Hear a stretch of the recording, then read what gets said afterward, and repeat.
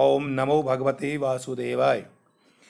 आज जो प्रमुख विषय आपके समक्ष लेके आए हैं, कार्तिक मास और कार्तिक मास की महिमा अर्थात इसका महात्म्य।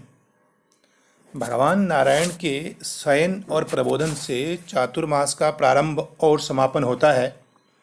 उत्तरायण को देवकाल और दक्षिणायन को आसुरी काल माना गया है। दक्षिणायन में केवल देवकाल न होने से सद्गुणों के शरण से बचने और बचाने के लिए उपासना तथा विधान हमारे शास्त्रों में है।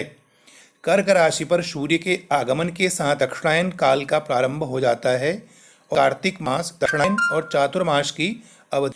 पुराण शास्त्रों में कार्तिक मास का विशेष महत्व विनिर्दिष्ट है। हर मास यूँ तो अलग अलग, मगर कार्तिक व्रत एवं तप की दृष्टि से कार्तिक की बहुत महिमा बताई गई है। स्कंद पुराण में कहा भी गया है कि मासानां कार्तिकः श्रेष्ठ देवानां मधुसूदनः तीर्थनारायणख्यम ही त्रयम दुर्लभम कलौ। यानी भगवान विष्णु एवं विष्णु के सदृश ही कार्तिक मास को श्रेष्ठ और दुर्लभ कहा गया है। कार्तिक मास कल्याणकारी मास कहा गया है। पुनः स्कंद पुराण में एक बात और उल्लेख आती है कि कार्तिक के समान दूसरा कोई मास नहीं, सतयुग के समान कोई युग नहीं, वेद के समान कोई शास्त्र नहीं और गंगा जी के समान कोई तीर्थ नहीं। न कार्तिको समो मासौ न कृतेन समयुगम न वेद सदृशम शास्त्रम न तीर्थम गंगया समम। सामान्य रूप से तुला राशि पर सूर्यायण के आते ही कार्तिक मास प्रारंभ हो जाता है। कार्तिक मास कई अर्थों में अन्य मासों से अधिक महत्व रखता है। इस मास की अमावस्या को देश भर में प्रकाश पर्व मनाने की प्रथा है। इस मास को सभी धूमधाम से प्रकाश पर्व मनाते हैं। कहा जाता है कि प्रकाश पर्व अथवा दीपावली के दिन विष्णु प्रिया माता लक्ष्मी सर्वत्र भ्रमण करती हैं और अपने भक्तों को हर तरह से धन धान्य से परिपूर्ण करती हैं। स्कंद पुराण के वैष्णव खंड में कार्तिक व्रत के महत्व के विषय में कहा गया है। रोगापहम पातकनाशकृतपरम सदबुद्धिम पुत्रदानादि साधकम मुक्ते निर्दानम नहि कार्तिकवत्रात विष्णुप्रिया धन्यह्यास्ति भूतले।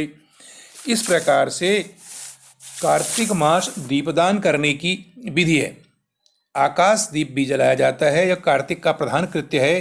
कार्तिक का दूसरा प्रमुख कृत्य तुलसी वन पालन है। वैसे तो कार्तिक में ही नहीं, हर मास में तुलसी का सेवन कल्याण में कहा गया है, किंतु कार्तिक में तुलसी आराधना की विशेष महिमा है। एक और आयुर्वेद शास्त्र में तुलसी को रोगर कहा गया है, तो दूसरी ओर यह यमदूतों के भय से मुक्त करती है। इसी तरह कार्तिक मास का तीसरा प्रमुख कृत्य है भूमि पर शयन। भूमि पर शयन करने से सात्विकता में वृद्धि होती है। भूमि अर्थात प्रभु के चरणों में सोने से जीव भावविमुक्त हो जाता है। कार्तिक का चौथा मुख्य कार्य है ब्रह्मचर्य का पालन और पांचवा है द्विदल वर्जन को माना गया है। यानी उड़द, मूंग, मसूर, चना, मटर, राई वगैरह की गणना द्विदल में की जाती है।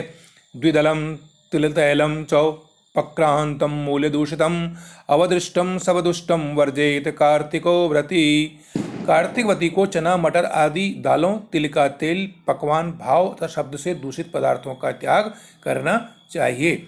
विष्णु संकीर्तन कार्तिक मास में मुख्य कृत्य है। संकीर्तन से वाणी में शुद्धता आती है। कार्तिक मास के महत्व को वर्तमान परिप्रेक्ष्य में देखेंगे तो इसमें अश्वत्थ पूजा, तुलसी वन पालन पूजन, आंवला वृक्ष का पूजन, गोपूजा, गंगा स्नान तथा पूजन, गोवर्धन पूजा आदि से पर्यावरण शुद्ध और मनुष्य प्रकृति प्रिय बनता है। और इसी प्रकार से कार्तिक मास में बहुत सारे पुण्य कर्म भी भगवान द्वारा किए जाते हैं। और यह भी उल्लेख आता है कि कार्तिक व्रती को सर्वप्रथम गंगा, विष्णु, शिव तथा सूर्य का स्मरण कर जल में प्रवेश करना चाहिए। और कार्तिक व्रत करने वाले मानव को देखकर यमदूत इस प्रकार पलायन कर जाते हैं जिस प्रकार सिंह से पीड़ित हाथी भाग जाते हैं। और विष्णु व्रत करने वाला प्राणी जिस किसी भी स्थान में पूजित होकर रहता है वहाँ पर ग्रह, भूत, पिशाच आदि नहीं रहते। विष्णुवत करो नित्यम यत्र तिष्ठति पूजितो ग्रह, भूत, पिशाचाद्या नैवं तिष्ठति तत्र वै। उपयुक्त विधि के अनुसार कार्तिक व्रती प्राणी के पुण्य को चतुर्मुख ब्रह्मा भी कहने में समर्थ नहीं हैं।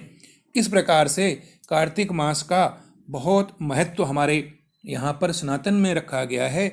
और जो भी व्यक्ति इस कार्तिक मास में भगवान विष्णु की आराधना, माता लक्ष्मी की आराधना और जो यहाँ पर पर्व आते हैं उन सब में अपने देवी देवताओं, अपने इष्ट देवताओं की आराधना करते हैं, दीपदान करते हैं, अपने पितरों के निमित्त दीपदान करते हैं। निश्चित रूप से भगवान विष्णु श्री हरि उनको अपना निश्चित फल प्राप्त प्रदान करते हैं और उनके घर में दुख दरिद्रता कभी भी नहीं आती और माता लक्ष्मी सदा उनके घर में निवास करती है। बोलो सत्यनारायण भगवान की जय।